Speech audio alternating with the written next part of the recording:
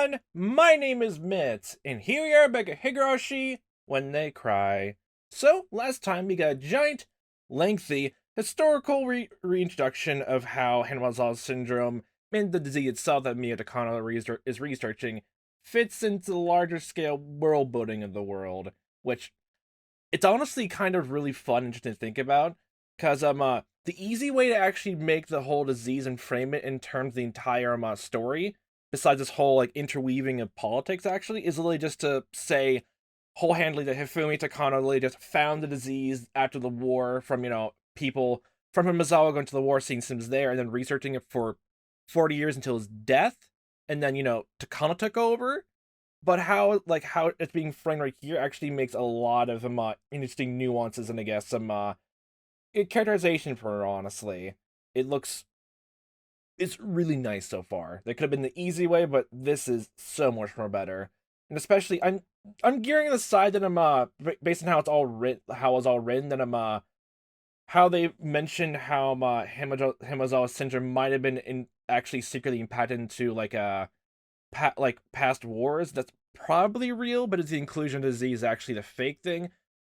But if it actually is all fake and Ryukishi just made that event up on the fly, that sounds very real. I'll give him props for that. But if it's all real, it still sounds really cool of like how he managed to interweave almost everything in there. Historical fiction wise, honestly. Man, it's actually really cool though. And we got a whole juncture of learning how why the research was completely upended by the government itself because it's tied into a large scale war between other superpowers.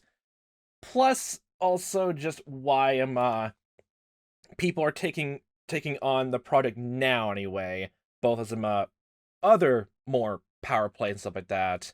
But you have the context for that. But now I'm just wondering exactly, I guess more in the present day in 1980s, why Takano then immediately decided to forgo her research of her grandfather's, I guess dream of becoming a god to then killing everyone in the town. Like, what prompted her to switch gears immediately?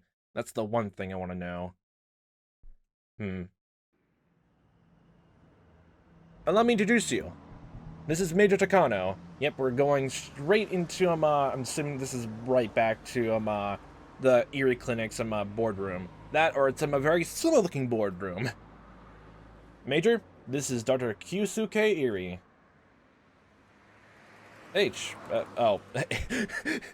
Hello, I'm Erie. You could have put a hyphen there. That would make it better. Erie seemed extremely nervous at our first meeting. It makes sense. He probably thought I was in charge of some suspicious organization. Please, relax. Call me Takano. Thank you. Thank you for having me here. I really appreciate it. Please, have a seat. Okay, do we really need a fancy upscale CG shot of an ashtray? Okay. It's good visuals, but still, what? Fancy ashtray. A model lower middle class citizen was a good way to describe Kusuke Erie's demeanor. One could also say he was a stereotypical type of person to get conveniently discarded after those crafty elders used their seniority to constantly pick on him. He certainly doesn't seem as cunning as I am, but that doesn't mean he isn't ambitious. Like me, he's a young person who dreams of accomplishing something great and leaving his name upon generations to come. While he acts humble in person like this, his articles are actually progressive as well as aggressive. Oh, the gap between the two was quite intense. Okay, then so I'm interesting author, but in person he's like forget anything you read there. That's not who I am. Okay, I have to be firm with my research to get anywhere in this world. I gotta be firm. The very second you start talking about the thing he researches, then you switch gears immediately. Being very passionate then. I've read the data concerning this Hinamizawa syndrome. What did you think? Well, it's really quite the shock. It's very possible this is something that steps onto the dark side of today's medicine, but I can hardly control my intellectual excitement in knowing it's a mystery that has yet to be solved. Hearing that made me chuckle. Erie's more interested in Hinamizawa syndrome, which is good enough for me. It works for your plan then. She had been through the ringer with far too many people to reach this day, so her own intuition could tell. She would get along well with this man. Even if he isn't okay. It's somewhat a tiny bit weird. I'm going back and forth between third omniscient point of view than first person. Even if he isn't useful to me, he won't cause any problems. For both me and my sponsor, he's the best person responsible for the job. I was shocked too. To imagine a man of your experience and knowledge was just wasting away in the medical office without any responsibilities or work to accomplish. I had to say, that's a grave loss in the medical field. Just some buttering up then. Eerie laughed. He probably thought I didn't know, but I had received detailed documents on him. Yeah, you got a psych eval on him secretly. So I knew why he was exiled from the limelight despite his rare talent and achievements. Okay. He displayed extraordinary skill working under a neurosurgery expert, and everyone said it a bright future from him. But he's kicked out due to ethnical controversy. Oh. What did that entail? Erie's pet theory was that the antisocial behavior of individuals could be explained by brain disorders. Huh. He believed that no one in this world was born a villain, and that they were all just poor patients in need of treatment. That goes into the whole, I do like that mindset, though. He proposed that they were all proper and normal when born, yet as they matured, psychogenesis and various exogenous factors caused brain disorders that made them into villains. Therefore, what those evil people need isn't punishment, it is treatment. And if their diseases are treated, then they will become good citizens again. How's it go into the ethical quandaries, then? That manner of thinking actually fell in line with the Confucius belief of innate human goodness. Oh, huh. According to this theory, humans are born with a capacity for altruism toward their kind.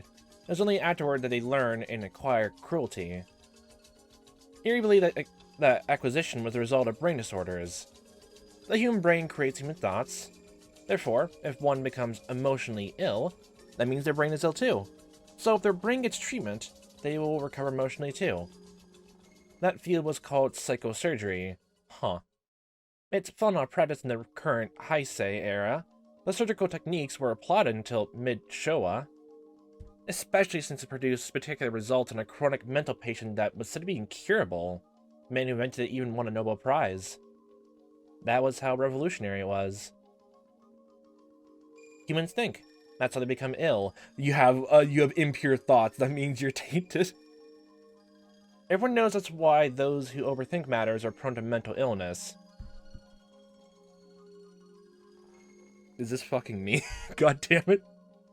When the organ that thinks and debates grows ill, humans deviate from social behavior. That part is called the frontal lobe. Put simply, psychosurgery is surgery performed to operate in the frontal lobe. This kind of surgery doesn't require removing the whole epicranium. The small hole is drilled through the cranium, and special scalpels inserted down to cut it. That sounds almost eerily similar to lobotomy, but not through the eye. It's not a major surgery, just a technique for quickly operating on the precious frontal lobe. Indeed, it was revolutionary in its simplicity. All the severely ill mental patients miraculously recovered, so the technique spread around the world quickly. Those with abstinent and chronic mental illnesses, the severely ill trapped in deep, inescapable depression, all those could be saved by this technique. Throughout history, humans have come up with many different religions and magic tricks to heal emotional injuries. So needless to say, the idea of being able to treat them with surgical technique was truly revolutionary. So either going with them, really taking surgery to make things better, either have some coping mechanism or, like, follow the beliefs of religion to, get better. It's up to you, I guess, what's the best for you, but, is the whole reason why the whole ethical controversy suffered, like, he started, started going forward to that disorder, or really, like, a surgical technique, or, like, absolutely just, going against it, then?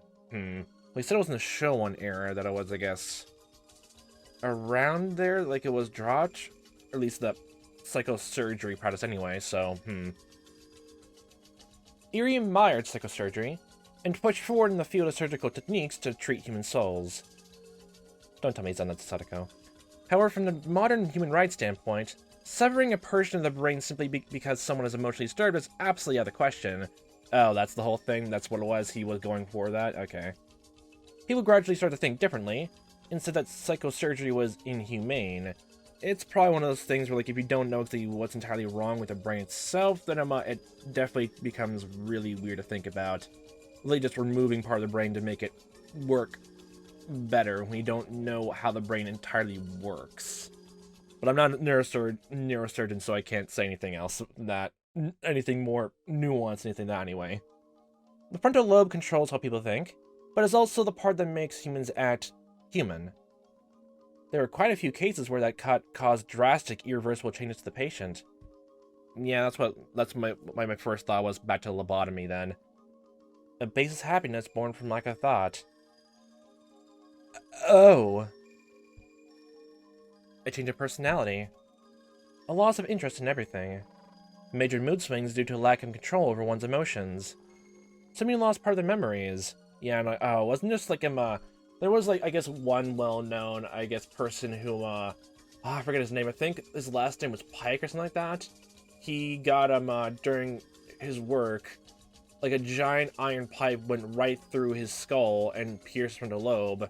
I think his eye stopped working, and then after that, he completely changed his personality then, too. Like, he turned to think immediately antisocial, actually, up to that point. So, huh. And if Erie, describes more to him, messing with that, then that's probably the whole thing. Like, yeah, I could see why. Of course, some didn't even survive the surgery. By the mid-1960s, use of psychosurgery declined.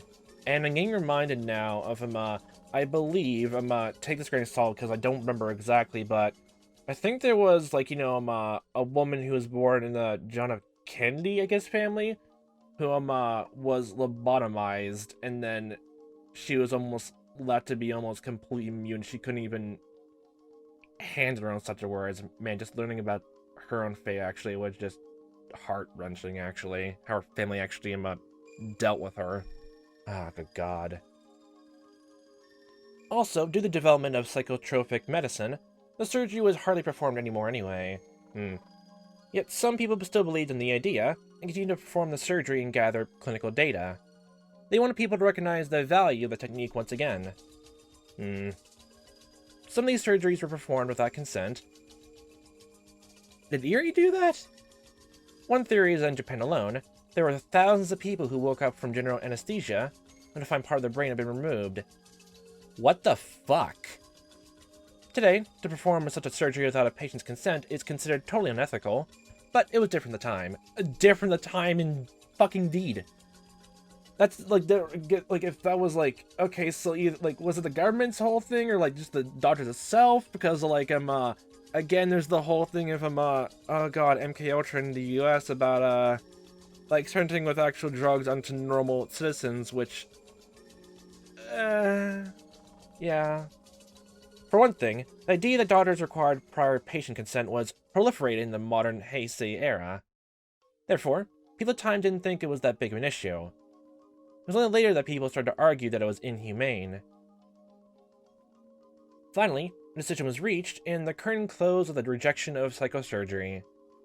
Later, the Japanese Society of Psychology and Neurology passed a resolution to end psychosurgery. To that, psychosurgery was banned throughout Japan and made a forbidden subject of Japanese medicine. I was wondering because I don't think I've heard psychosurgery, or maybe it was brought once or twice in the series before, but I never exactly probably heard about the practice before. At least not in those terms. Erie was the leading person in the field of psychosurgery. He continued to advocate its effectiveness and results. Therefore, he was treated as a war criminal who practiced inhumane medicine, and he was exiled from the public eye. However, that doesn't mean he changed his beliefs. He still believes that immoral behavior is caused by brain disorders. The secret of treating them is in fact hidden in the brain. I mean, I guess I kind of believe that, but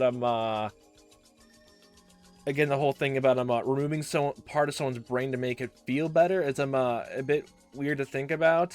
Like, maybe medicine, honestly, first off, I guess, speaking-wise.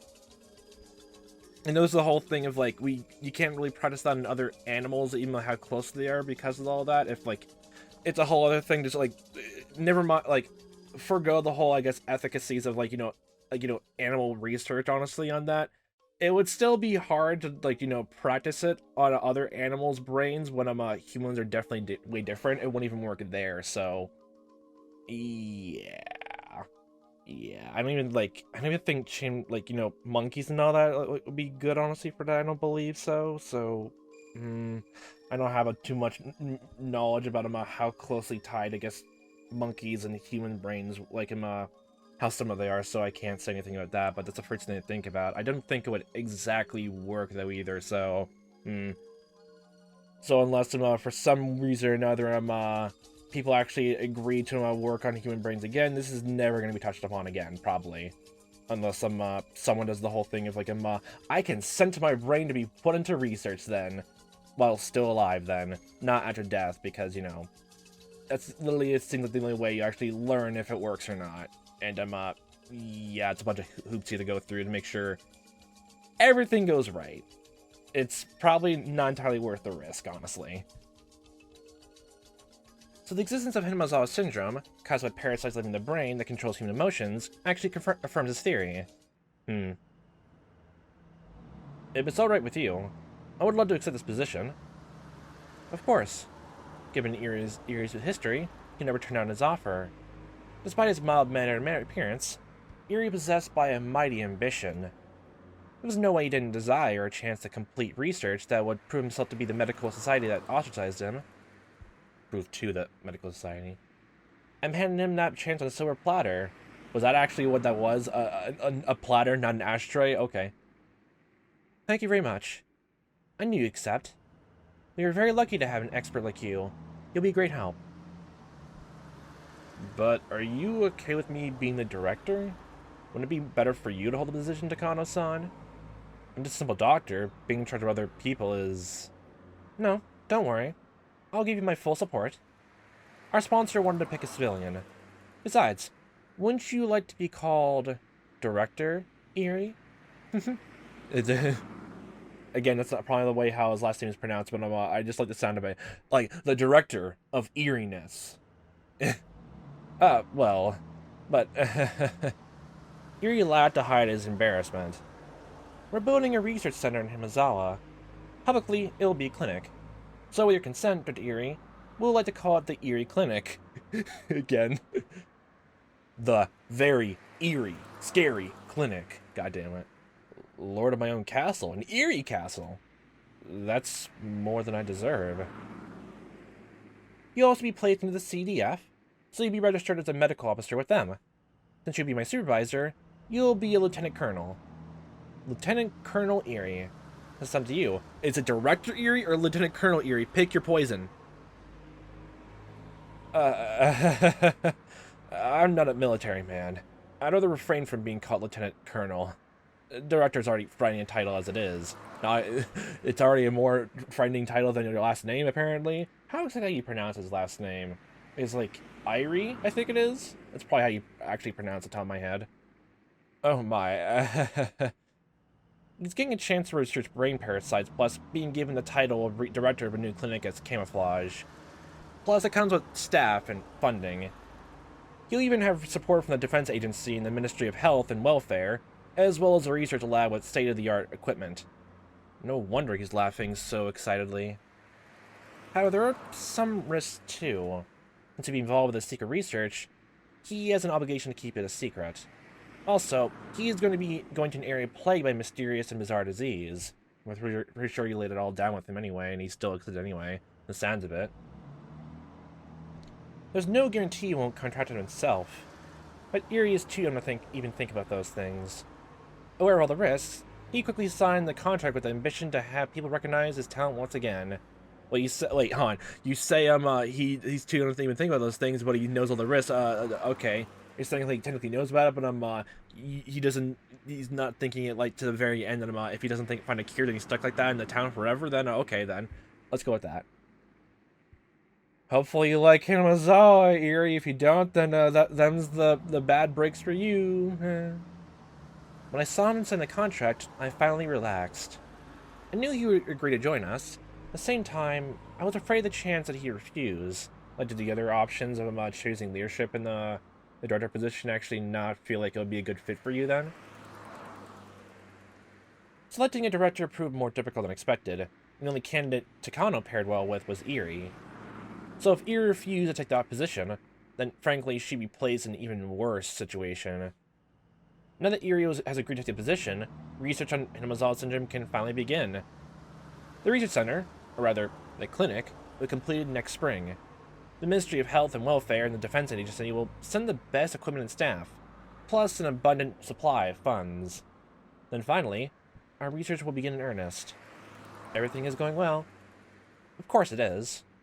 I put so much effort into making sure things went smoothly up to this point. Okay, that's it. Congratulations, Director Eri. Major, the contract has been signed. Thank you. I look forward to working with you, Director Eri.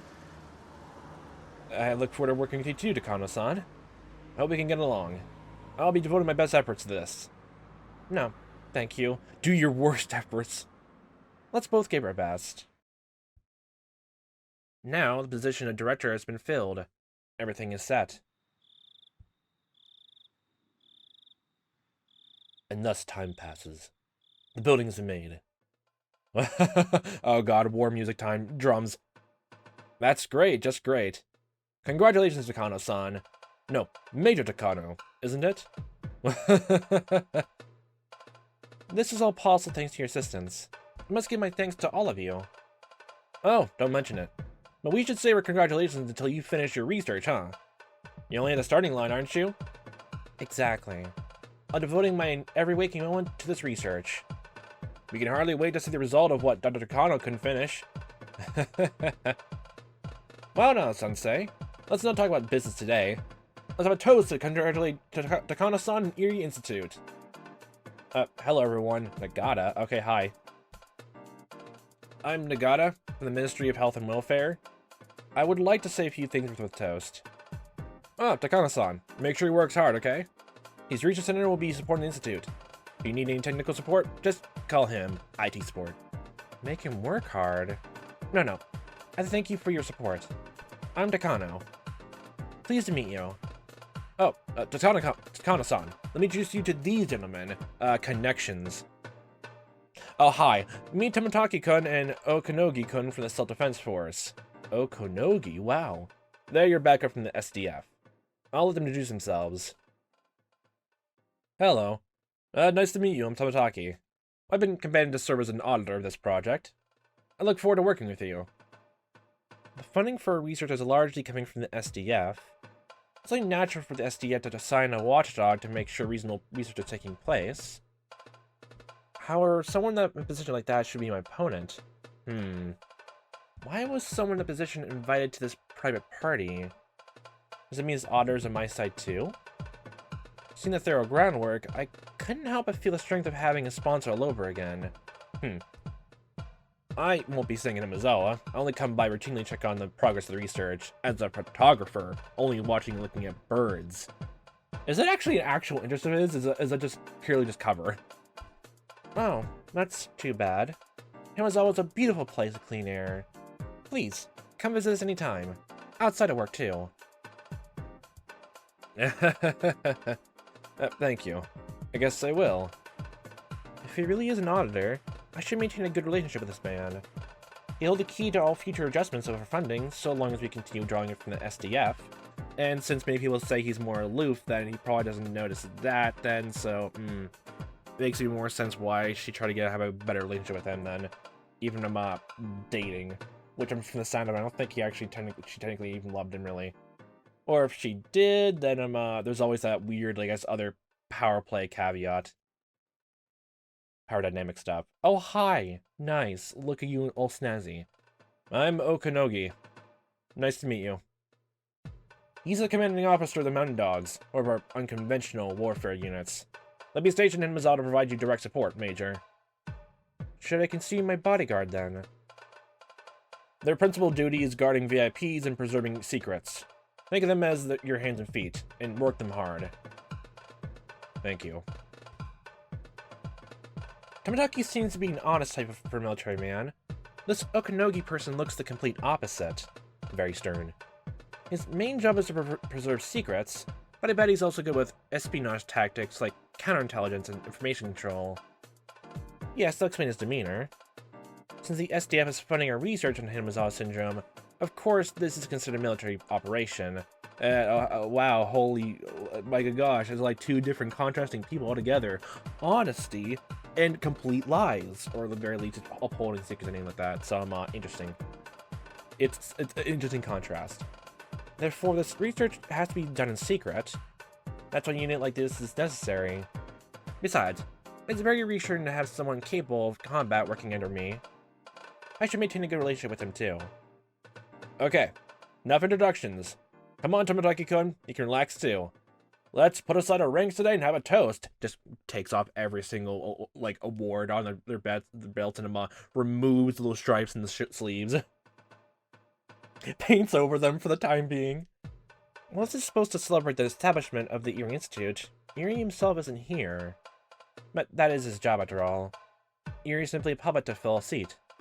Of course, I expect him to help me a little with his expertise, but he's ultimately an outsider. Wow, look at that. We have a whole entire cast of entire outsiders. Look at that. There's supposed to be a gathering where I would show my appreciation to those who helped me establish the Erie Institute, but it has turned into them thanking me for all their efforts. I'm always the one to pour alcohol for others, but today people were pouring alcohol in my glass. The new participants were trying to make me happy, and all the top people talked to me casually. They all praised my hard work and my efforts. My research is now recognized by many institutions, and I'm ready to spread my wings open wide.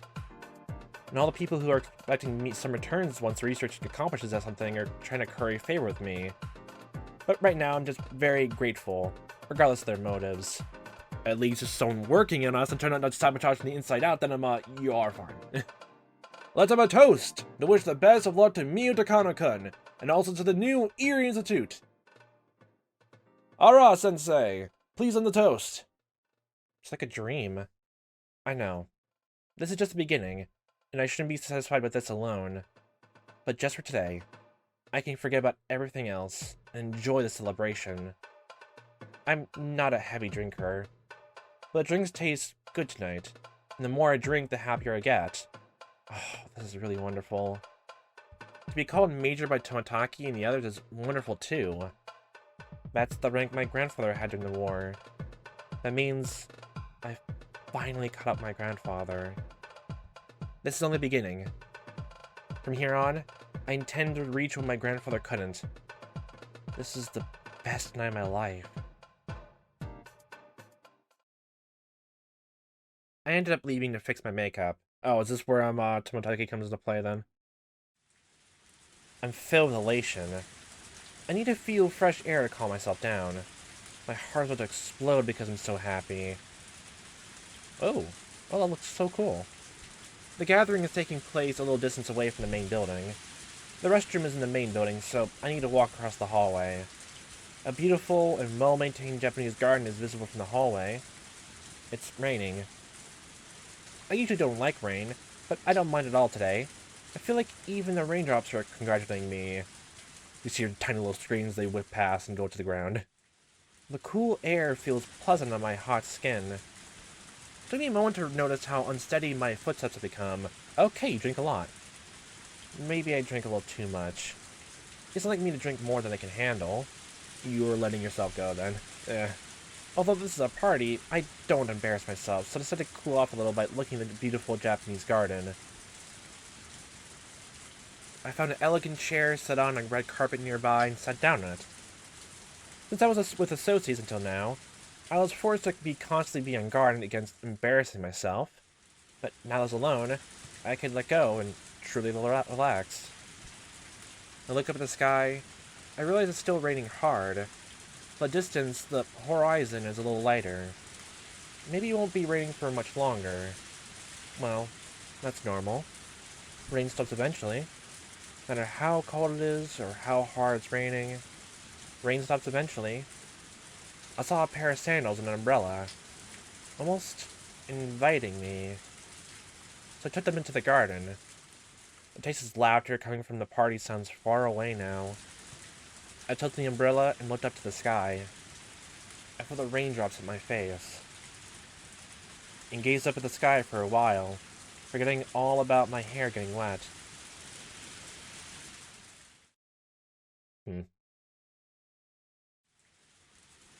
I thought the rain would cool down my boiling heart. As my body got cold, I started to feel miserable. My bare feet were all swollen. The throbbing pain I felt made them seem twice the normal size. Oh. Oh. Oh, it's going right back to the orphanage then, okay. Oh. The gravel road continued forever. I didn't even know what direction I was heading anymore. I could no longer hear my pursuer.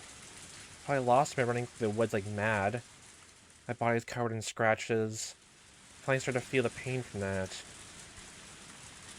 I'm assuming she got, I guess, out of there, at least to this extent. I felt both cold and hungry. There was no place nearby to take shelter from the rain. I was just on a little path in the woods. My worst fear was that I could end up heading back towards the orphanage, after bolting and losing my sense of direction. I crushed a man's finger. Not crushed, but you literally just severely bitten it off. But if you crushed another one of his fingers, and that's an A plus in my book. Don't worry about it. I didn't think I bit it off, but I was sure it was going to leave a scar. I don't know if it's worth getting an entire finger removed or like almost half of it is like almost been clean off. I don't know which is better or worse now. Like either the constant reminder of an absence of finger or like a giant like scar right there in the middle of it just to notice that you were this close from a kid biting it whole clean sail off. I can't tell technically which is worse, honestly. Taking that into consideration, it was very clear to me what kind of torture awaited me back in the orphanage. Torture is death. Therefore, I'd have to reach the House of Love and Mercy. Or some other orphanage is better than that. There's also that. Don't worry about that. There's that secret third option. If only it had been daytime, I could easily find the right way to go. Or just climb a tree. Please don't do that. Not in this rain. Don't do that. Just see where you're going. Please don't do that, though. However, with this rain, there was nothing I could do. I couldn't stop. I had to keep walking until I reached something. I wondered if Eriko and the others had escaped safely. Didn't know how many people came after us, but at least one came after me. In other words, it meant they had a better chance. If they reached the House of Love and Mercy, they dried themselves with soft towels. They still remembered me. Would they save a towel for me too? I felt so cold. Yeah, this area. I wanted to find shelter and sit down. There was a thing of the sort. I saw a tree that looked like I could take shelter under it, but the branches and leaves were dripping with water. It was then that I realized the sky was gradually getting darker. Will this day end in rain? There are no streetlights where I was. Soon enough, it'll be totally dark. I won't be able to walk any further. I'm getting back vibes in the third chapter then when Keiichi technically when Keiichi killed Teppei then. Getting severe flashbacks back to that now. Again, I still liked how all that was very moody. Like for for all that happened, it was sufficiently really good atmosphere. I just wanted to sit down. If it was raining, please don't sleep. But if I did sit down, I probably wouldn't be able to stand up again. Yeah, it's hypothermia and stuff like that. So I endured. I had escaped with Eric and the others, I wouldn't have had to go through such misery. But compared to what I go through the orphanage, this is nothing. Thinking about that was the only way to make myself move. But when I thought about that, it's true this freezing cold rain was far better than my life at the orphanage. But that was only when compared to life at the orphanage. I'm pretty sure anything is really better than the orphanage at this point, based on how terrible it is. Was it better than the normal lives of normal kids my age? Didn't even need to think about that. My parents were alive, although we weren't rich, we led a normal life. The gentle smiles and forgivable selfishness. Saw my mother cooking breakfast in the morning, set up a newspaper being folded. Precious memories like that. I didn't need anything else. I had plenty of friends I had fun at school. I didn't like my teacher, but I liked studying. I had everything I needed. that was enough for me. I never complained. Never did anything bad. So why was this happening to me? Everything went downhill after that train accident.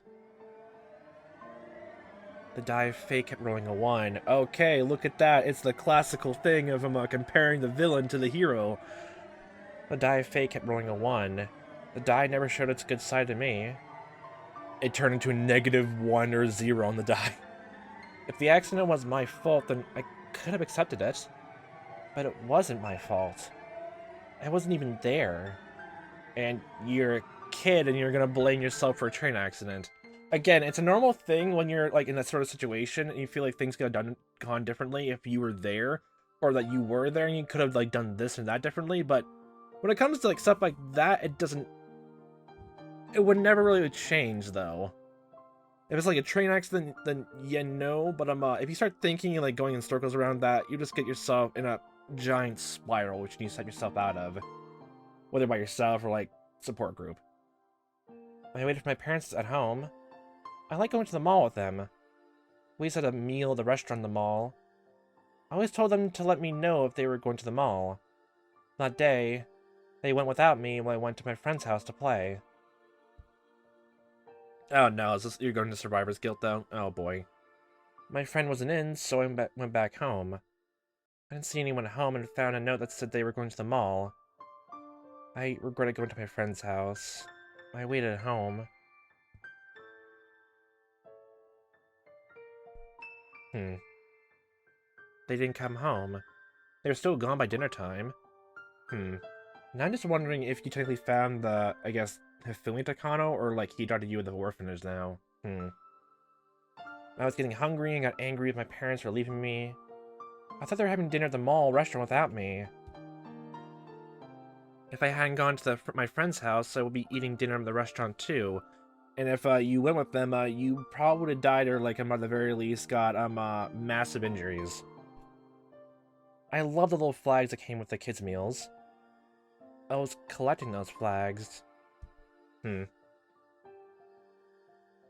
Yes, I was. I was trying to collect 20 of them. I think that once I collected 20, something wonderful would happen. Oh, the whole thing of like making 1,000 paper cranes, honestly, that kind of thing, and making a wish then afterwards. Aw. But I couldn't collect 20 of them. I only needed one more. If I had one more, maybe the accident wouldn't have happened. A very sad memory of a flag from a kid's meal. I kept waiting for my parents to come home from the mall. I was hungry, so I started to eat some dried fish. If I ate too much, my mother would find out, so I was careful not to gorge myself. Then the phone rang. I assumed it was from my parents. I answered the phone in an angry manner, but it wasn't them at all.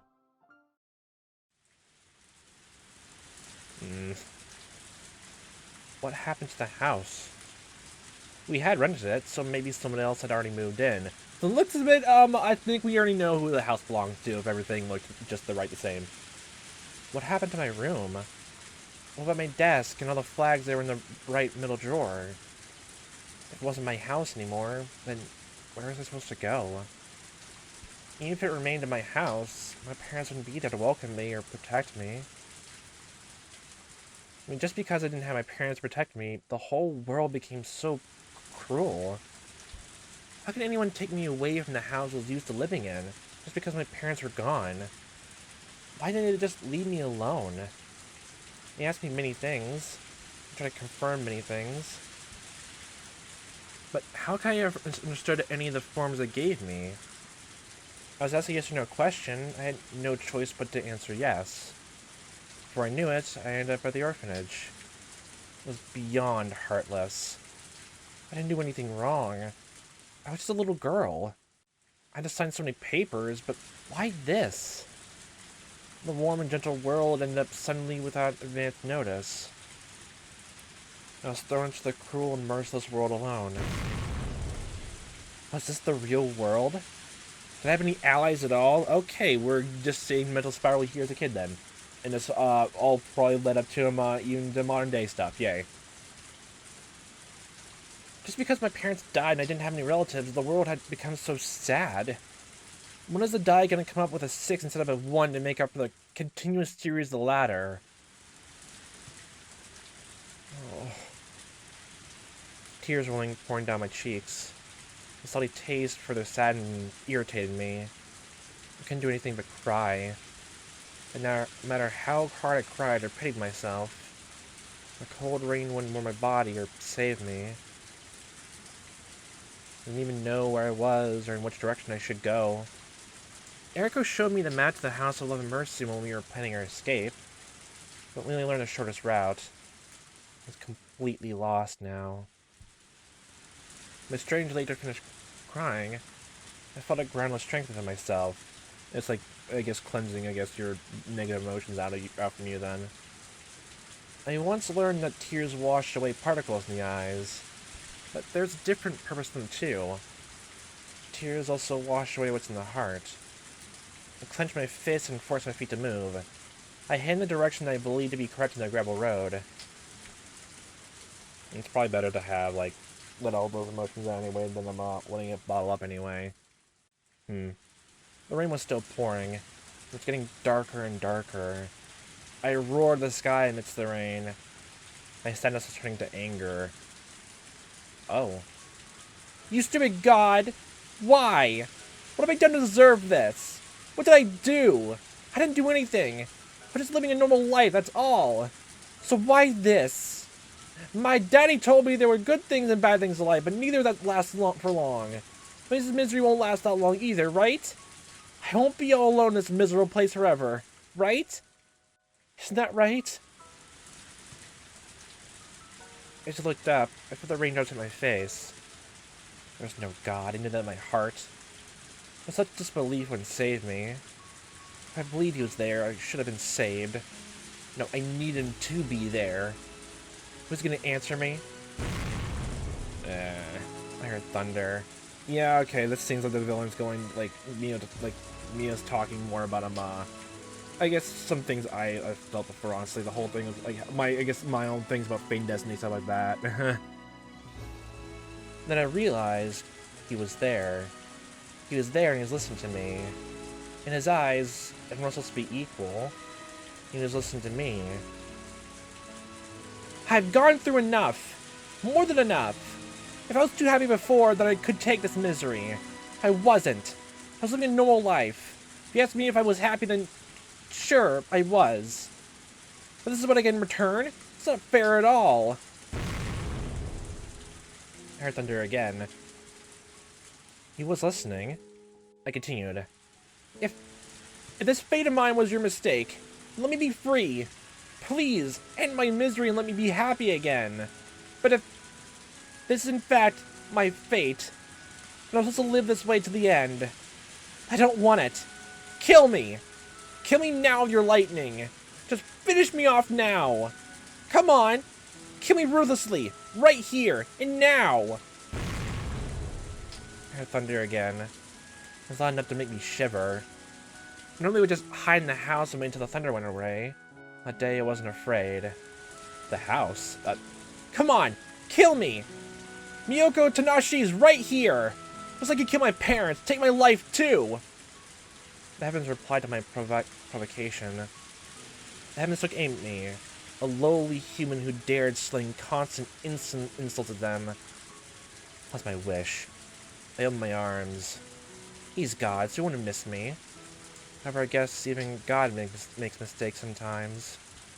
Although he's supposed to be fair, he would have been unfair with me. Come on! Kill me! Take me to heaven! If you fail to kill me, then try to turn my destiny around.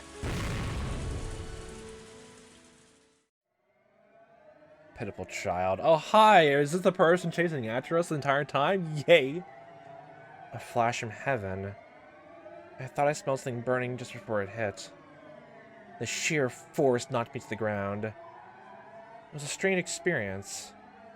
It's something that just happened, or I felt like it happened many years ago. I had no idea how long I was down for. I smelled something odd. The bad stench woke me up. When I looked, I saw a huge tree behind me that's been split open. Its leaves were smoldering. I looked up and saw sparks in the darkness. I couldn't understand what just happened. I just stood there. Well, from what you said, that means God tried to smite you there, and missed. The thunderbolt had struck. It didn't strike me, but struck the tree behind me. I didn't get to die. He was telling me to keep walking in the woods in the cold rain. I won my bet with God. I bet my life. I bet my life against the lightning and thunder. It could have killed me instantly. Oh, is this where she got the whole, I guess also, listened to the whole thing about a God complex then too? She got it from here too. My good gosh. It could have killed me instantly. But he missed. So I had to fix my life. I looked at the sky, laughing and bragging that I was still alive. I heard thunder again. It was acknowledging its loss. Come on, God. Save me. I won the bet, so save me from this misery. Oh. I stood there. I waited for God to do something while the rain poured down on me. But he didn't answer me again. I couldn't hear the thunder anymore. Again, I felt the warm tears pour down my cheeks. What was I thinking? If there was a God in heaven, he wouldn't have let anything like this happen to me. A miserable life was the proof of God's non-existence. The darkness was what to swallow me utterly. Will I have to sleep out here? God must have wanted me to die, stilling this cold rain instead of granting me an instant death by lightning. I wish the sun would go away. I wish the sun would never rise again. I wish that, as the woods had grown completely dark, my existence would be hidden by that darkness. I wish that it could just disappear. Had it been eternity? Or was it a matter of seconds? I couldn't even tell time in such darkness. It was then I saw something. It's the house or someone else's house. It was a light. I noticed it only because the woods were so dark. But was it really there? Had it been there this whole time? I felt like the light was inviting me towards it. It was a fluorescent light. I didn't normally like fluorescent lights, so I always thought they looked cold. I didn't feel coldness in that white light, though. I made myself believe the light was a guide sent by God. I had to believe, otherwise I wouldn't be saved. Oh God, look, it's Angst Road again! The light reflected in a puddle. It wasn't a muddy puddle. Was it a goddamn car light? Oh my good God. It was a puddle in asphalt. I had made out of the woods and was on a paved road. The light was a street light. Being on a paved road didn't really resolve anything. It was just a country road. It was a road that went through the woods. There were no houses, no shops, not even a single car going by. There weren't too many streetlights on the road, so it was still very dark. So based on like all those repeated like backgrounds, then the orphanage wasn't Hinamizawa then too, or at least nearby it. Does it mean the orphanage was technically I guess where I forget what it's the outskirts where like both where Mion moved I guess Rina and Tepe's body that Reina killed, and moved it to the mountainside. And that's technically around the same place from the kidnappers, in the fourth chapter, like Okanogi, like took that minister's kid there. Is that where the orphanage was before the whole area was, paid over and the only people who lived there anymore are farmers and stuff like that? The rice fields. Is that where she was this entire time? And I'm assuming she's gonna go follow along till going to town then. There weren't too many streetlights on the road, so it was still very dark. My feet touched the asphalt. It felt so different from the gravel I had been walking in earlier. It felt almost merciful. My feet had grown used to walking gravel. After feeling the softness of asphalt, I never wanted to go back to the former again. I can only choose between heading left or heading right. I was grateful to God for letting me to this asphalt road, but I wish that he had given me a little more guidance. If this is the same road leading both in and out of Hinamizawa, then I'm either you go one way and it goes to Hinamizawa itself, or you go right to Okonomiya. Such a little bit of luck couldn't make up for all the unhappiness I'd gone through. And that was when I sensed this guidance. I saw another light in the distance. Get off the road. It was only on the right side. I headed towards it. When I got there, I understood what it was. I was amazed to find it there. A telephone booth. Oh, it's that same telephone booth! Yay!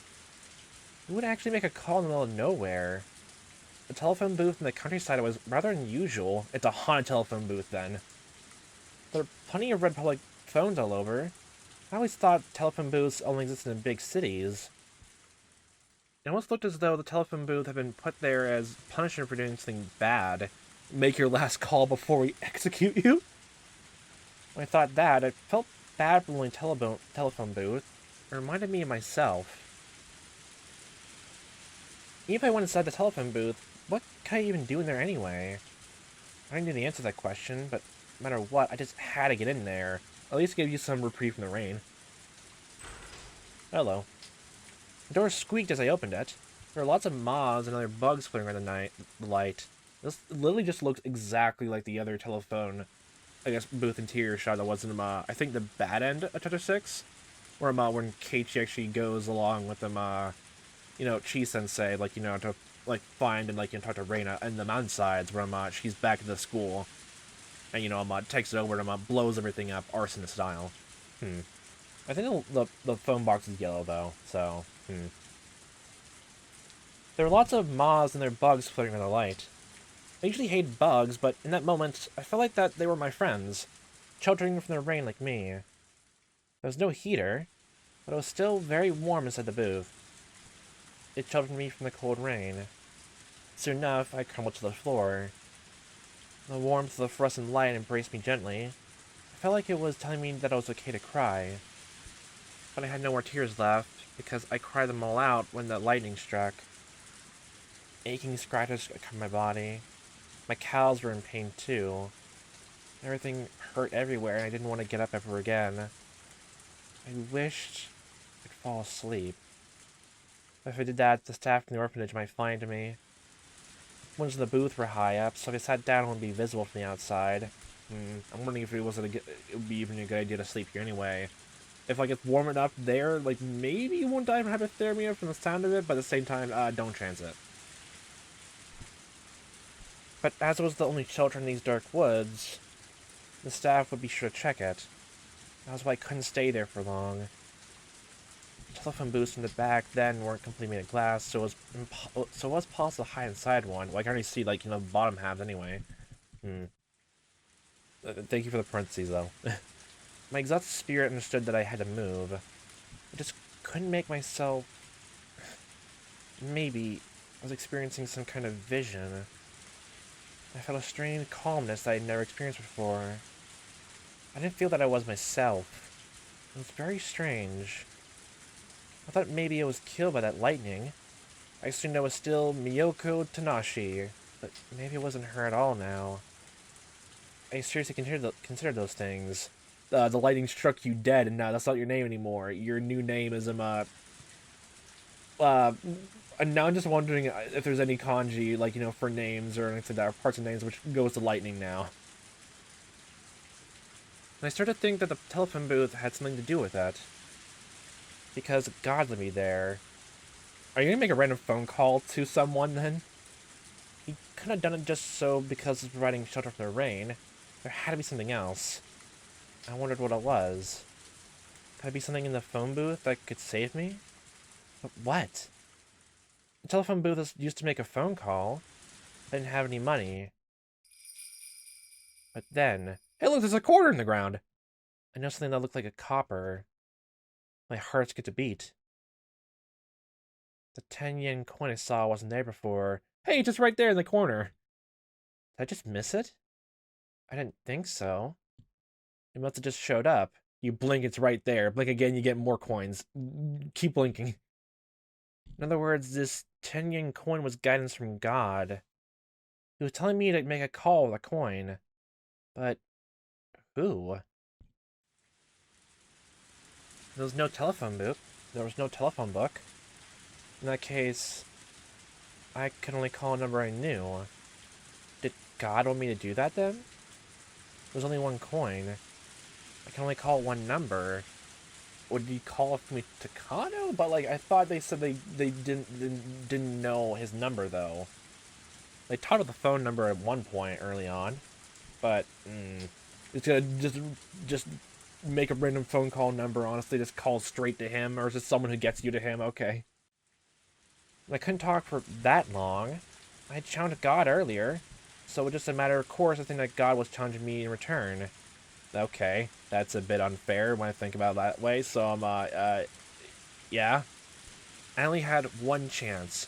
He wanted me to test my luck with that chance, so luck. Wow, thank you so much. I left the phone book and looked at the sky. How fucking dare you! I yelled in my heart. You're on, God. I wondered who I could call. Who? My house? My parents were dead and I had no relatives. Even if I called, nobody would answer. Actually, the phone bill had been paid for a long time, so the phone line would already be disconnected. My house was my lost life itself. No, the debris of my life. Calling home would simply be an expression of regret, which ran counter to the positive attitude of one trying to change their life. Okay, you're using poetry right here, okay. So surely using the coin to call my house was wrong, which meant I had to cast this 10 yen coin towards my future. Just flip the coin, just figure out when it goes to your future or your past then. Or then right directly on your side. Future. My future? What future anyway? Then I heard a huge thunderclap, which cleared my mind. Okay. The clear state of mind. I saw something from the past. Okay, flashback time, let's go! Oh, hi. It was the last of my father. His final moments in the hospital bed. Though suffering from pain, he tried to tell me something very important. I thought he couldn't give you a phone number, though. If by chance I am to die, turn to Dr. Takano. Dr. Hifumi Takano. Say it for me. Hifumi Takano. That's right. Dr. Hifumi Takano. He's my former teacher. He will help you. Daddy! Daddy! Daddy! Daddy! Daddy! Many doctors came into the room in a hurry. He only told me something else, but the doctor stopped him from talking so it wasn't audible. Yeah, he didn't tell you a phone number. It shouldn't have been, but it was to me. I heard it. I heard it, but I didn't want to hear him say it while suffering, so I pretended that I didn't hear. He said it while coughing. I heard it. They were numbers. Oh. I swallowed once. That's right. It was a phone number. He knew nobody would take me in because we had no relatives. He told me to get in touch with him. Dr. Hifumi Takano. He tried to tell me his phone number. What had I done? He tried so hard using his last chance to tell me the most important thing. The thunder from earlier made me remember it. The number I couldn't remember even once came out so smoothly now. I dialed it in. This really was it. This is the number from my father's teacher, Dr. Takano. My hand stopped as I tried to put the coin in. What if I hadn't remembered it correctly? No. There was no need to hesitate. I had to believe myself. This would be the correct number. I had to dial it in before I forgot it again. I put the phone and put the coin in. Beep. I heard the dial tone on the other end. At that point, I said kill myself if it didn't work. Oh my good god.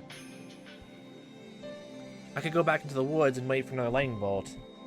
I could lie down and let the rainwater drown me too. I could also fall asleep in the middle of the road and wait for a car to run me over. I made my mind and put the coin in. I didn't hesitate any longer. I dialed the number at once, but I had to be careful. If you dial quickly, sometimes you can make mistakes. I was getting irritated, and that almost made the phone number go vague in my head. I dialed the last digit. I heard some electronic sounds on their end. I hope that I dialed the correct number. I didn't know what to say to Dr. Takano if we did connect. Where was I? What was I supposed to do? What was I supposed to ask him? I didn't know any of those things. Making a call isn't cheap, and I was wondering, weren't like phones like back then like you that call an operator, use an operator then? But here, like when did the operator stuff I guess go away then? I'm curious now. Making a call isn't cheap. 1 10-yen coin could only buy me a short time to talk. The line must have connected then. I heard a ringtone. I only had a short time once someone answered the phone. I thought for a moment that I should put the phone down. Then I could at least get the coin back. I could call back after sorting out my thoughts. But then, someone answered. Hello, this is the Takano residence. I felt like I was suffocating. My memory had been correct. I couldn't tell this age of the speaker, but it was a grown man's voice. Anyone who was my father's teacher must have been quite old. Well, never mind that now. I had to hurry and say something. Literally say anything. Hurry. Are you Dr. Takano? Dr. Ifumi Takano? Yes, who is this? He must have been suspicious. I couldn't blame him. The stranger was asking about his name. Of course he gets suspicious. I'm sorry. I'm Tanashi. Miyoko Tanashi. Tanashi-san? Yes. My father told me to get in touch with you. His name is Takemitsu Tanashi. Tanashi. Ah, Tanashi-kun! I remember him! Emphatically. His voice suddenly changed. Dr. Kano had remembered his old student. I'm his daughter. He told me to call you. Did something happen to Tanashi-kun? Not good. It's gonna run out of time. My parents died in a train accident, and I was told to call you. Tanashi-kun is dead? I see. Both of them? I'm sorry to hear that. I knew him from when I was teaching in a college. It's no time for reminiscing now. We have business to take care of right now. Shush, old man. He's a very hardworking young man. Shush, I said! I think the last time I saw him was at the wedding. Shush, I said! I obviously didn't know I was born. But you remember my father. I was truly struck with luck. So what did Tanashi-kun want to tell me? Well... I didn't know what to say. I only told to call Dr. Takano. How could I tell him that? The time was running out. I felt more and more anxious by the minute. Phone calls were disconnected but without notice. Somehow I sensed it. I only had enough time for one sentence. To say one sentence filled all my hopes. Help me! The phone call got disconnected. Maybe only heard part of what I said. I can only hope he was able to sense my despair. I couldn't hear anything from the receiver anymore. But I actually talked to Dr. Takano. At the very least, he knows that something's up anyway, if you didn't hear that part. It's probably like you found where you were, honestly. I confirmed that Dr. Takano existed. He existed. He remembered my father. If he agreed over his student's death, he would come visit my house. And he would find out I was sent to an orphanage. Then he would come get me. That's when tears flowed down my cheeks again. At least he'd be warm in here for the time being. I thought that my life was hopeless. I never knew that finding even a grain of hope can make me feel so happy and strong. And if you do get to a better orphanage, you can also try calling him again, honestly, in a phone book, when you find it again. You know, go to a library or something like that. The voice I heard in the phone was so warm and dependable. My father must have thought about me for a long time in the hospital bed. It came with a name that he could trust his daughter with. Dr. Ifumi Takano. So I could trust Dr. Takano with my life. I had to believe that he would find me. It would take more than just a few days. I had to wait patiently. A few days? A month? More, maybe? I can only wait patiently. Or you could make a phone call me a chance at another orphanage. You could, you know. Oh, I thought someone like literally forced the door open. God damn it. Either way, I couldn't stay in the telephone box. The staff would easily find me there. I went out into the rain again. This time, the rain felt a little warmer than before. I had wished to die by lightning if it failed, which it's understandable at the same time. But at that phone call, I was filled with hope in the will to live. I wanted to live, and that was why I felt pain over my body. I still wished to die. I didn't feel anything. I had to wait patiently until Dr. Kano came to pick me up. I had to get to the House of Love and Mercy. It would be the best place to wait for him. I didn't think the orphanage would tell him I escaped to the House of Love and Mercy. The house can stop me from calling him. Exactly.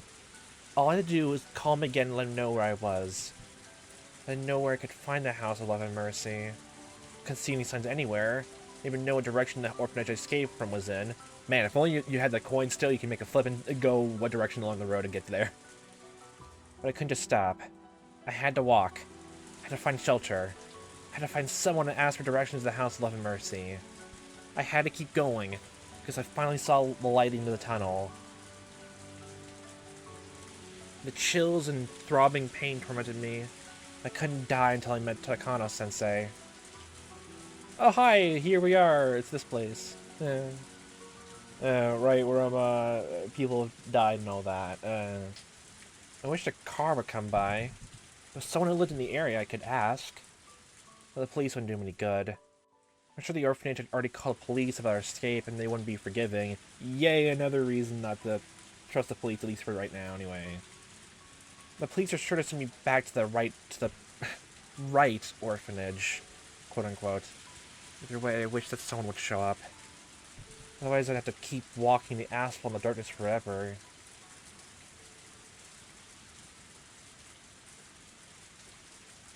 How long did I walk?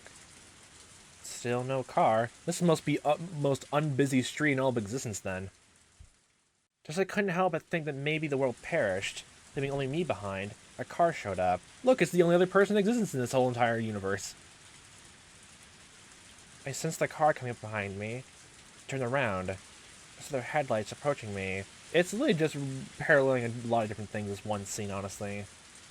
I thought for a moment.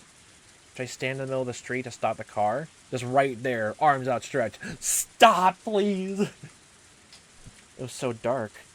Didn't think the car would notice, but just waved at it. If I were to stand in the middle of the street, I could get run over. Well, I thought the car was getting closer and closer. When I made the phone call, I panicked and didn't know what to say.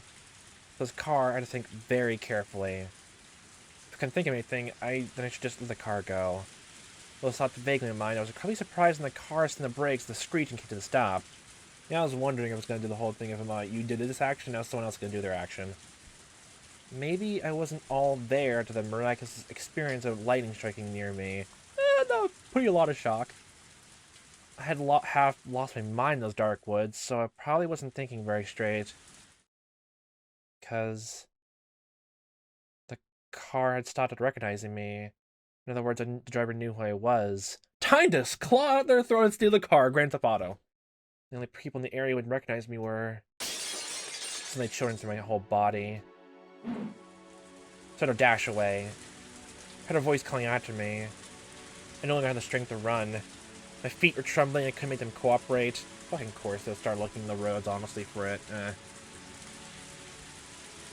I realized then I shouldn't have sat down in the telephone booth. That was why I couldn't keep running. You sat down, that's why you can't run anymore? I was suddenly grabbed from behind. The collar of my clothes almost choking me. I heard fabric being ripped. I fell in a puddle, and a stab member got on top of me. This time, his finger was in my mouth. Well, at least he learned this time. All I could do was struggle. As I did so, I remembered all the scary stories Eric and the others told me. All the torture the child who was caught had to endure. The drowned ducky punishment, the mashed caterpillar punishment, the splayed piggy punishment. It was an eerie sound of punishment came to mind. Honestly, I could think of one of those, which technically is worse than the others. I screamed and struggled with all my might, but it was too late. I was into the backseat of the car. Why couldn't they just let me go? Well, time to strangle the life out of the driver and take it over. If the car crashes, they can sleep in there until the next day, apparently. Simple. They didn't want me talking about them to anybody. The staff were yelling and screaming while chasing me. Once we were in the car, they went silent. It was like the Grim Reaper had come to get me.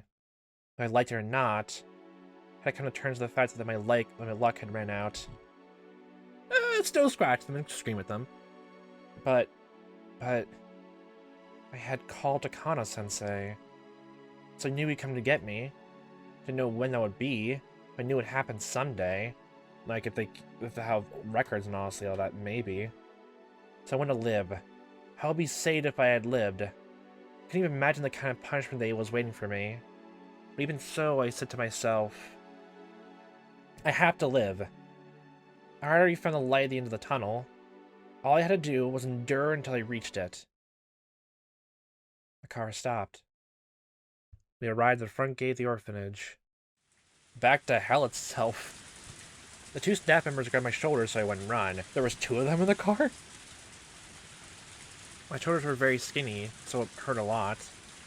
I was scared. Scared of what I would have to go through. We went through the door, and I was finally sheltered from the rain. In a way, I wasn't sheltered at all, though. It was the middle of the night, and long past time to turn off all the lights off. The orphanage should have been quiet. But I heard a noise. It was a strange noise. The noise of a shower. What? A noise of metal objects crashing into each other. Also the staff yelling and screaming. It chill went down my spine. Did everyone in the orphanage just start doing riots? Nice. What can I possibly write down to fully describe this fear? A staff member knocked on the door of the storage room. The door opened. And when it did, an angry roar issued from the inside. The sight leapt into my eyes. I couldn't completely take in the bizarre scene before me.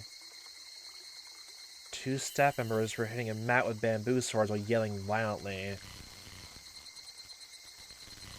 Okay. It was a mat used in, you know, the one where you do gymnastics. But why was it rolled up like that? I'm now getting reminded of an actual murder where a kid was left inside a rolled up mat in a gym now. Oh good god. The rolled up mat was tied with string and was standing up in the corner. The staff members kept hitting it. Usually words are said to a person, but why are they yelling at a rolled up mat? The way they were hitting and yelling at it is as if they'd gone mad. Wait. I can see something sticking out the top of the rolled up mat. It was... Let me see. Whose shoes are those? They're upside down? I thought you were going to say hair. All of a sudden it froze and couldn't make anymore. One man stood in front of me. The man's pinky finger was wrapped in bandages. Oh, fucking course he's the one in here. My eyes moved upwards from his pinky finger, met with his. The beast's eyes met mine, peering with intent to devour me. I squeezed out a voiceless scream. My voice didn't come out. It's more like a goldfish opening and closing its mouth. The beast stuck his little finger in front of me and roared. I couldn't tell if it was a word or a meaningless shriek. Let's go with the latter. I was certain it was something abusive. I was scared. I didn't want to die. I wanted to live. Even though Dr. Takano would show up to save me, I was trying to live and submit myself to the fear. I'm sorry! I'm sorry! I'm sorry! I'm sorry! I'm sorry! Ah! The hand with the bandages grabbed my hair and dragged me along. Yay. All I could do was apologize and beg for forgiveness while hoping the beast had even a tiny bit of mercy in him. I was like a broken, apologizing doll. A mad doll. I kept muttering apologies until its key wound down. I was a toy, shedding tears, coughing blood, and apologizing in place of clicking gears. I could see into the shower room while he dragged me along. Okay, so more other kids were taken away. The door was open, I could hear wailing from the inside. What I saw was very strange. It's a locker on the side of the shower.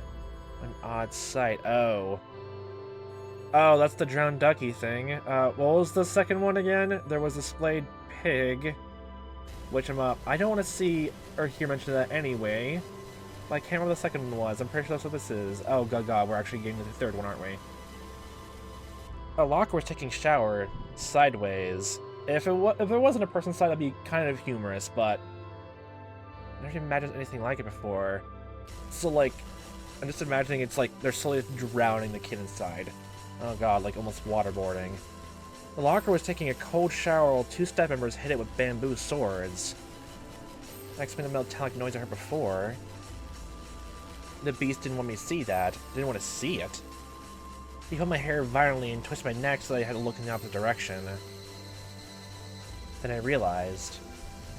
He didn't do that to stop me from watching that shower. He did to make me look at something else. Yeah, I was wondering. I saw a window in a courtyard. Usually it was too dark to see anything. The lights were on, the courtyard was very bright. I'm assuming they managed to grab someone else then. Then I saw it. Inside the hen house, I saw... What is that? The three of them.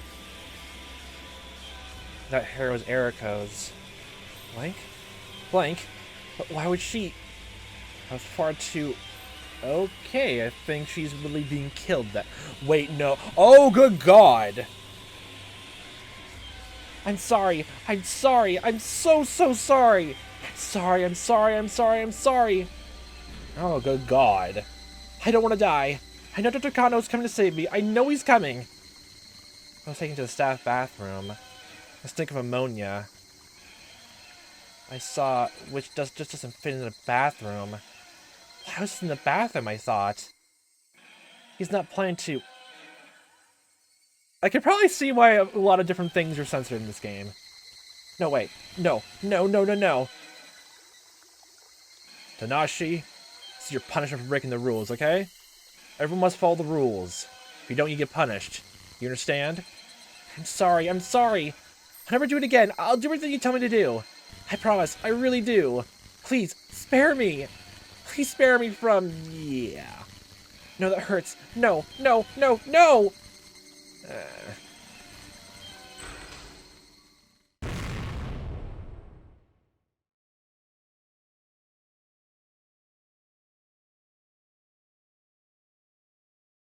Yay. Was just Mio just living a traumatic flashback, just getting the rain there? Oh, look at that. Another chance, experience a memory of punishment. Why is a lightning strike picture of a Reaper's scythe? My good god, actually.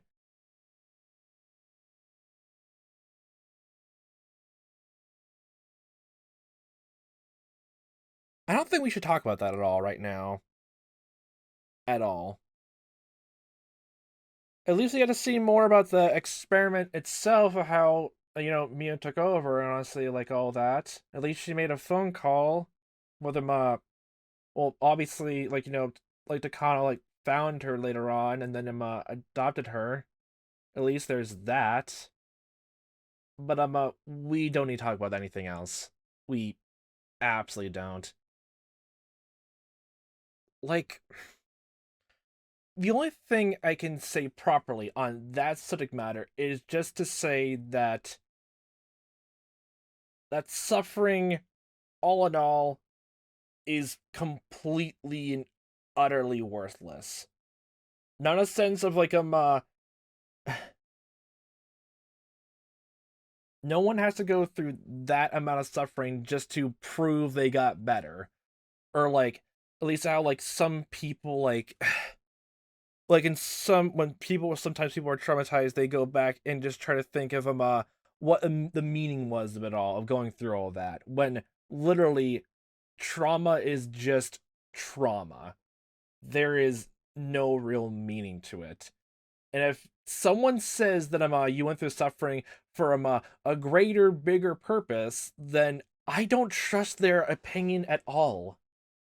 That's like saying like like for example using Sadako and Tepe's like whole thing. If you think like she got through all that just because like she had to grow better, like to prove to herself that she's strong, just like her brother, then like what about Satoshi? Then you had to prove that he was strong enough to protect his sister.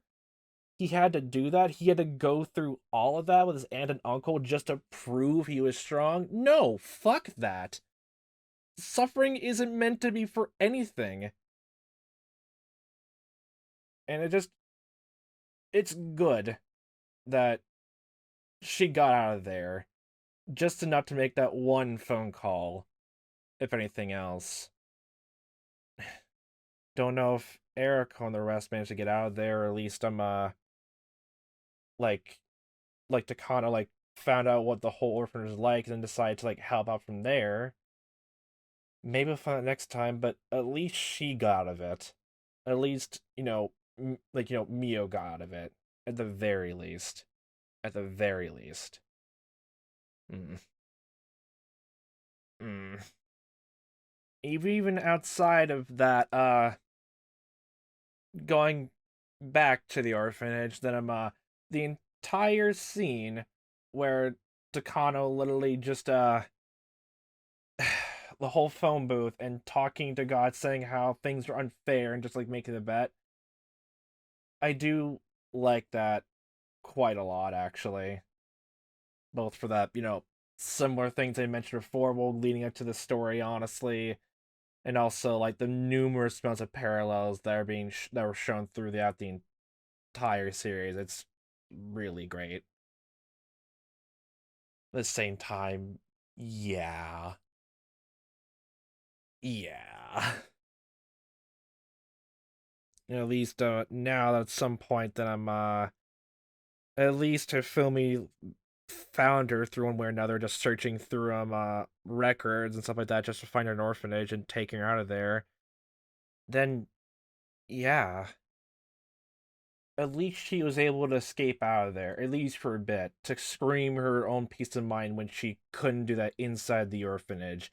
At least she managed to get out some feelings, like she cried it all out, expressed her anger. At least she was able to do all that when she couldn't in the orphanage.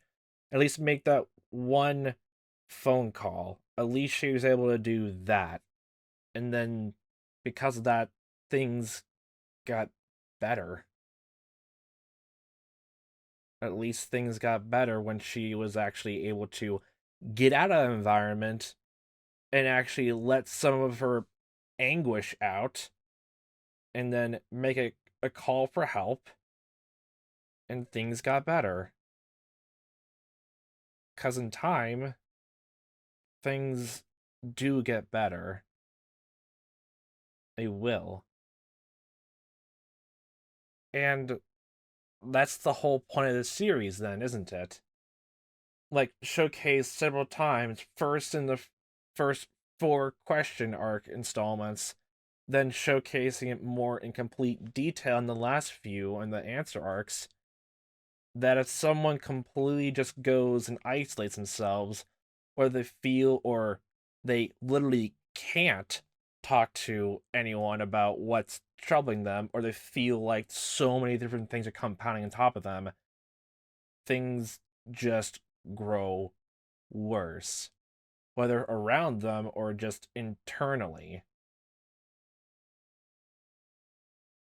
And if you actually manage to get to some people or find some outlet for some things, like if Keiichi managed to somehow talk everything out when and everyone was like on the same page, like trying to speak everything out in the first installment, then things would have got better. The second installment, if Shion actually like managed to not feel like everyone around her they was hanging her just because of how she was raised and exactly who the people she loved technically were then being discriminated against. In the third installment and sixth installment, where he did something bad and you feel like you can't really go back on that, or you feel like you can't get any help from it. And in the very least, in Reina's case, she got out of it from just an outlet of really just fighting and just sword fighting forever on the rooftop, honestly. At least that got all of her anger and steam out of there. It took a while, but at very least it calmed her down by putting in all her energy into something else. There's that. And it was hinted at this from the very beginning. that Ryukishi is a caseworker, and there's already hints of that big old psychological factor inside of everything. And yeah, I think this scene even demonstrates that even more. That we know that she gets out. We know that Hifumi finds her, adopts her, takes her in, and the only reason she managed to get out of it because she found a window out of there. She took a chance. She went for it, put her foot down, let it all out, and then made a call for help and did everything she can to get out of it, and it saved her. But if you don't exactly have that, then you just go down the very first 3 or 4 installments, honestly, and I guess even a bigger sense of Rika's literally just the extreme version of that, where you feel like you can't talk to anyone about it. Whether people find you crazy, they don't believe you, or after a bit, whether you tried everything, nothing then works. Hmm. That's a very new, interesting way of looking at things, honestly. They even said it verbatim when Rika was thinking about it in the last installment, too, the very beginning, that if she wants to figure out how to break all this, she needs to either go against what everyone is like doing, break the environment in some case to make sure like people actually can listen and actually talk, and so she can actually express anything like that. Things get better, but if the environment stays the same, then the next best thing you can have is just go towards some people who technically are outside of that. But if you don't really have that, then hmm, what can you do? It's an interesting thought the series is propagating now. Huh. Even highlighting the villain antagonist of all things too, honestly, which is honestly very cool and intriguing to see, honestly. That technically she was raised normally. She fell under a lot of misfortune, and then she only had one chance. She took it, and then held on to that for dear life. And then, hmm, she somehow got molded to do all this stuff then. Did she get her god complex from the different things she did? It's really just the. She's really meant to be the inverse of what everyone would be. That I managed to get through all of this, so all of you can get through this too. But if not, then it just fed into her god complex even more. I guess even hatred, I guess a bit too. So, yeah. Okay, this is very fascinating. And I already picked up a few bits of this before, but that's an even interesting message to leave off for this. I wonder how they're gonna feed that back all into Rika's side of things, even though I know we're still gonna be continuing on Mio Takano's, I guess, backstory, like going again further into the research facility in the clinic. And maybe a small snippet of how, like, Hifumi, like, found and met up with her. There's that. At least she got out of it, and she now managed to continue off research for the person who saved her. At least there's that. At least there's that. She got better, but somewhere along the line, she got even a bit more twisted. Whether she took everything that she managed to got help for granted, or maybe she got reminded of different things she didn't want to think about, and then cope with it in the wrong way. It's probably the latter half, actually. But I guess we'll figure out how it comes to it. Maybe when her time is, when she was at the Research Institute. Which I guess we'll find out all for next time. So, for fun time watches, I am playing this. Hope to see you next time, the time that may be. And I all hope you fantastic day.